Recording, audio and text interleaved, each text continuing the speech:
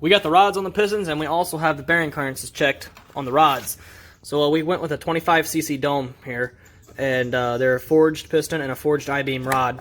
And we got 3 and some change as far as bearing clearance, and that's exactly what we wanted to see. Just a little bit over 3, just a frog's hair over 3. We still have some work to do on the mains over here because those were very loose, so we're going to have to go ahead and order different bearings for that and get those tightened up a little bit. We'd like to see around 2 3/4 for the clearance on the mains.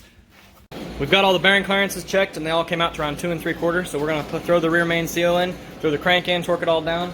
I'm working on getting piston rings on over here, and we're going to throw those in today too, so we should have the short block done pretty soon.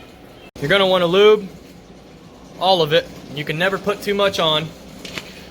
And we're going to set these caps in, and the way that we do this, you got to use this torque lube. You're going to go around where the washer is, right next to the stud, and then you're going to take a washer, put that on. You're going to go on top of the washer as well, and then you're going to do a line up the thread of the stud. If that stud stretches, that will affect bearing clearance. Yep. So that line right there that he just did, and then you can go ahead and put them on. We're going to get all the rest of the caps on before we torque them down, obviously. Getting ready to put the pistons and rods in the block. We're going to throw them on there, and you need to make sure that everything is meticulously clean. And if you already think it's clean, you need to clean it again. So I'm going to slap these into the sleeve and throw them in the block.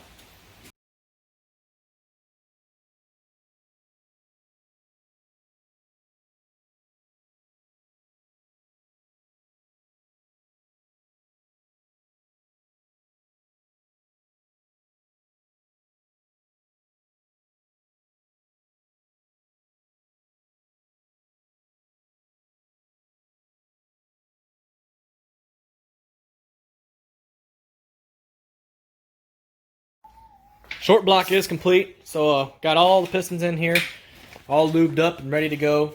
Everything looks good. We torqued the rods to 63 foot-pounds. It was very specific for some reason, 63 foot-pounds of torque. And the mains are at 110. And we're going to go ahead and slide the cam in, put the timing chain on, and we're going to measure for push rod length.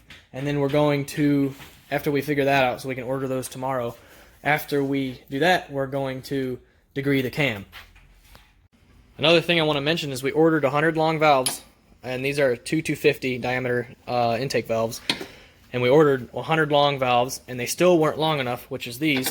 So if you look at the difference there, I don't remember how much longer this left one is, but these are 250 longer? Yeah. Okay, 250 long. Yeah. So this is 250 thousandths long, and this is 100 long. And you can tell the difference there. We had too much lift, and it was running into coil bind on our spring, so we wouldn't be able to go that much, and it was also hitting our valve seal. So we had to take these, and we're pretty much out a set of valves unless we find something else to use them in.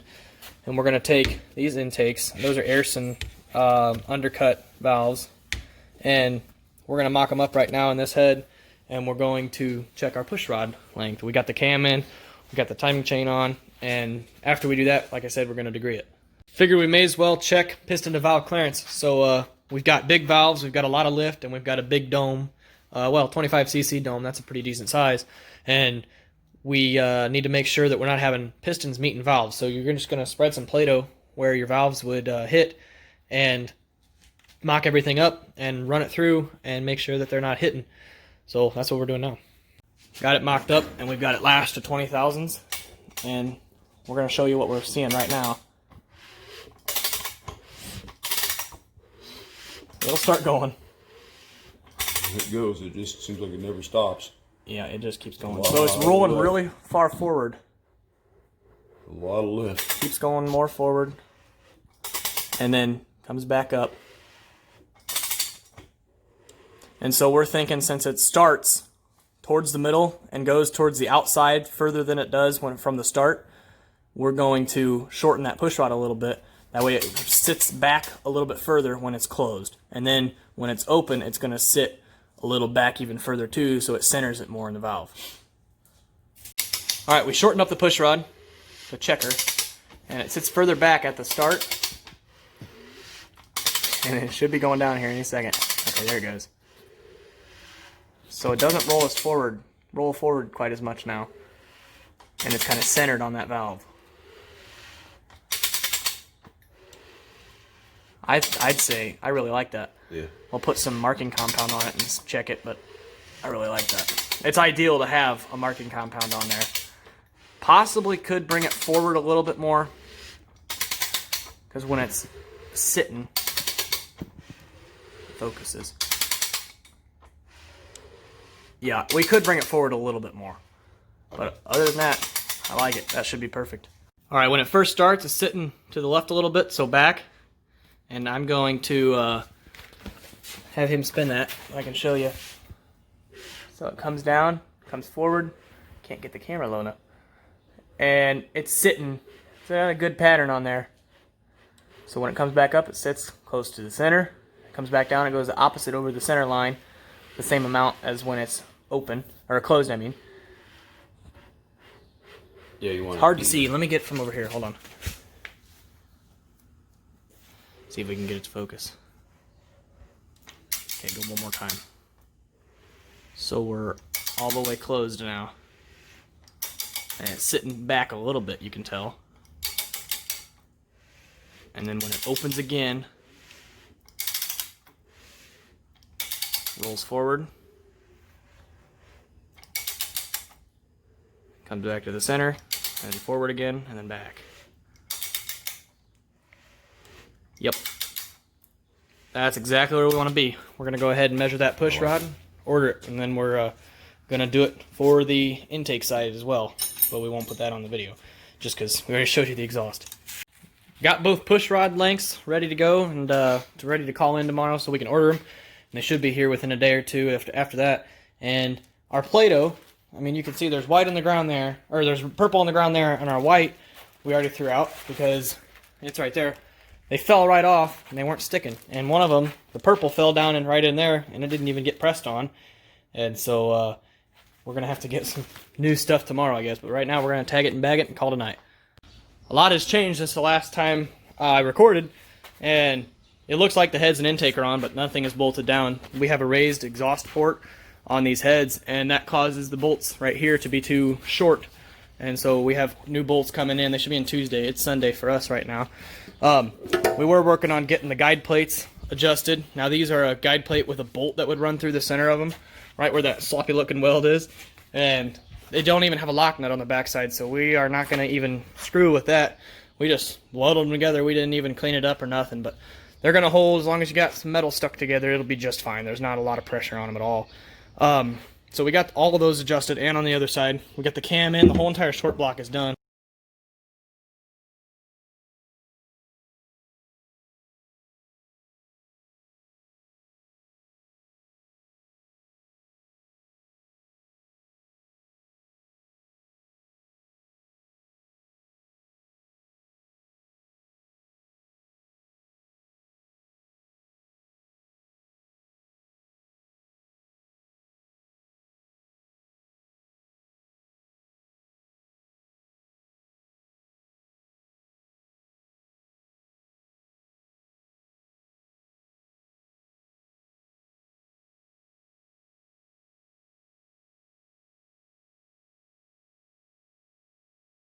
Got the short block plopped in, and we went ahead and, you know, we had to cover it up so bugs didn't get in there, and we threw the heads in the intake, just set them on there again, just to see how it looks. And he's working on the starter now, and once he gets that going, he's going to bump it over so I can get all the torque converter bolts set up. We made a deal. If he did the starter, I'd do the torque converter. So we've got the oil accumulator hooked up. We're waiting on stuff for the fuel pump and the regulator. Starting to figure out why you didn't want to do the starter. Yeah, it sucks, doesn't it? Yeah, it does. And then our starter has to be flipped upside down so it clears the rail of the chassis. What else did we have to do? Oh, we're waiting for head bolts, like I said, because of the raised exhaust ports, and that those should come in Tuesday, huh? Regulator and fittings and stuff like that. So, if possible, we might be able to go racing this coming weekend, but who knows? We still got to get this thing running. So, hopefully, we'll see. As you can see, we got the heads on. They're all torqued down. What'd you torque them to? What was 70 it? foot-pounds. 70? Okay, so they're all torqued on. He's working on getting the poly locks on for the stud girdles. Over there, he's just loose, just getting them on there. We had to, so in order to get the head bolts on, we had to take off this guide plate and this guide plate and it kind of made them out of whack. And so trying to put them back on, this one I cannot get lined back up. I got this one lined up, and so I'm looking at it here. If you see right there, it floats to the left a little bit more than it does to the right, and that's way too far off for my liking. I'd like it to sit right in the center and have an equal amount of play on both sides. So I'm gonna have to cut right there, and I'm gonna re-weld it. I'm just gonna save myself some headache. We're gonna throw the intake on, and we got most of the stuff coming, so we could get this thing fired soon. It's been a little bit, and we're adjusting rockers now. We got all the guide plates adjusted. On this one over here, this guide plate, I was adjusting it, and as you can see, it's different from this one. I was adjusting it, and it was one of these, and it cracked. And so I wasn't going to try to re-weld it and everything, so I just used a stock style one. It's the same thing, it works the same. It's for the same size push rod, and I cut it in half and made it adjustable and then welded it back together. And again, don't look at the welds because it's all dirty. We just need them to stick. There's not really any tension between there, so they don't have to be good. They just need to stick together. Right now we got the regulator in today. We went and picked that up, and we're working on getting all the fuel run. We've got this fuel shutoff right here, and that will allow us to lean out the motor at idle. And so that's flow, and that's completely off right there. I'm sorry. That's completely off, and that's flow. So we'll put it about in the middle, or we're gonna watch our fuel pressure gauge to see what do we want to see. About 2 pounds at idle, and about 5 1/4 at full go, I guess. And so we're working on that now. I'm getting the line run from here to the filter, which is kind of tricky because that's a short distance for fittings, and we're using rubber hose for that, push lock. And then other than that, we're gonna get the intake on tonight. That's our main goal. Going through right now, adjusting the rockers. I just want to show you how much lift this thing has. Look at how that one's not. Yeah, look at how much. I mean, that's compressed. And it goes even more. The thing you got to watch is to make sure that when you think of everything, it's not hitting that valve seal or the retainer's not beating the guide or anything like that. And ours isn't, so we're good there. But I've got this fuel stuff mounted up. We got our gauge right up top here. Earlier, it was down here and you could hardly see it. You had to get down there to see it. Now I got it turned around, and it's kind of a homemade deal right here, this fuel block thing. And I mean, we're ready to throw the carburetor and the intake on and get everything going. We got the valve or the rockers adjusted, and we got the carburetor on. I'm getting ready to put some oil in here and check oil pressure. We got all the fuel lines run and routed, and we got that hose finally fixed up down in there. I don't remember if I put that on or not. But our plan is to have this thing fired tonight and race tomorrow. We want to go to Cordova tomorrow and race. So that's our plan. Hopefully we can get to it. Since this is a 4-7 swap motor, we have to flip around one of the spark plug wires, or 2 of them, I guess, and make sure that 4 fires when 7's supposed to and 7 fires when 4's supposed to. So we're going to get this thing going and get it fired. I'm going to dump some oil in here. We generally fill it with 7 quarts, and then it'll take an extra 3 quarts for that oil accumulator right there, that thing. So I'm going to throw it back in this distributor hole here.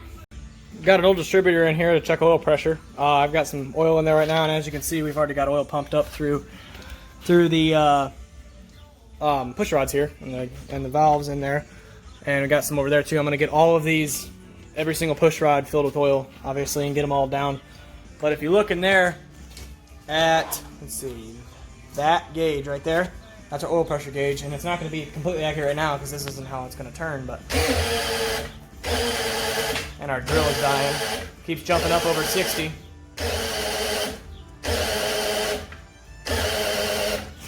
And we got, yeah, see, the drill's dead. We got plenty of oil coming down here, so I'm going to get all of these alive, and then should be fire time. We are moments away from getting this thing fired. Here's our crankcase evacuation type deal, and that's basically a breather, and it'll sit on the valve cover like that. And we had to get baffled valve cover grommets because they were hitting the regular baffles in the valve cover were hitting on our stud girdles, and we couldn't go any lower with them. So we had to get them, and we still had to do some modification to them. I think it's in my pocket. We had to take it. If you can see like the messy end there, I had to cut a little bit of it off. It still has 2 baffles in there. And so those are going to work. Also with that 4-7 swap, we had to take 4 spark plug and put it in the 7 spot, and the 7 spark plug and put it in the 4 spot. And that will basically swap out your firing order. So the cam swapped out too. Yeah, the cam is, yeah, you can't, yeah, don't do it if you don't have the 4-7 cam. and we're about ready to put this thing, have it fired. It's 11 o'clock at night, and we are minutes away from getting this thing fired. Here's a look. We haven't got the tray on. That looks kind of bad.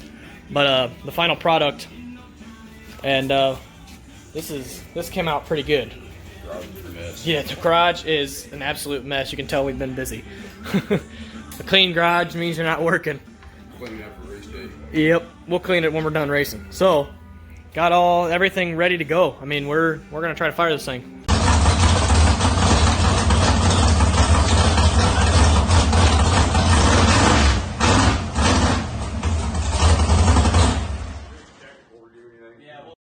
What you just saw was a video of the car running for the very first time on its new motor, and I couldn't get it to come out any clearer, so I apologize for that, but I've got some catching up to do. I haven't recorded it in like a week and a half, and we actually went racing after we recorded that video, and long story short, we were only able to make one pass, and it was a 330-foot pass because we were doing the licensing stuff, and we blew the dipstick out and had oil coming out, and we also blew oil out the back of the distributor hole, and so we knew that it was building a lot of pressure, and if you keep buttoning up places, it's just going to find another place, and it'll just keep coming out, and eventually it'll cause damage. And so we decided to take the vacuum pump off of Moonshine and throw it on here, and that has been working very well. It's pulling out all the moisture from the alcohol too, which is nice because alcohol cars are notorious for milking the oil. And so we are working on now getting everything buttoned up. We're planning on going racing this Friday. It's Wednesday now, and we're back at our home strip this Friday. So we're very excited about that. They haven't been open all year. Ownership, there's stuff going on with all that. Anyway, we've got that done, and we got to move the fuel pump forward a little bit to eliminate that kink right there. We got a new idea for that. But I didn't record anything when we went racing because it was just a nightmare all night. But we did get a lot of good data, and we know what we need to fix, and so we fixed it, and we're going racing again, and hopefully I'll record a little bit more this time. That way you can see, what's going on with the car, and we can get some footage of making passes. We probably won't have a GoPro, unfortunately, but we'll figure something out. So I'm gonna put in a couple more clips of us running the car, just so we've got some videos of that, and that'll be it.